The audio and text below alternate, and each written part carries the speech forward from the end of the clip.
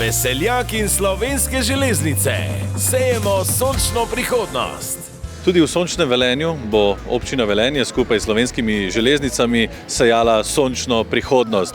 Zakaj sončnice pašejo prav v Velenje, pa nam bo povedala oziroma zaupala podžupanja Aleksandra Vasiljevič.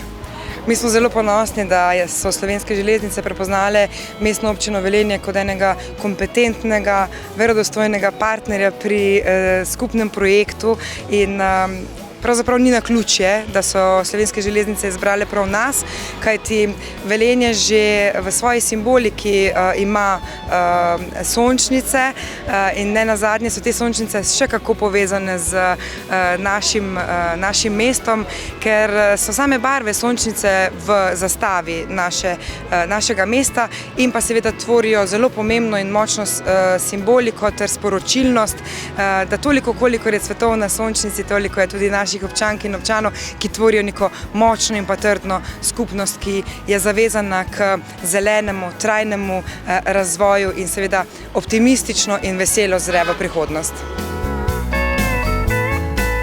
Ja, tole je 400 metrov dolg pas sončnic, ki bodo septembra prav lepo zacvetele in zato, da tudi mi primaknemo kakšno seme zraven, bomo posejali sončno prihodnost tudi mi. Tako da en ščepec semen v zemljo in bo septembra tale pas še lepši. Veseljaki in Slovenske železnice, sejemo sončno prihodnost.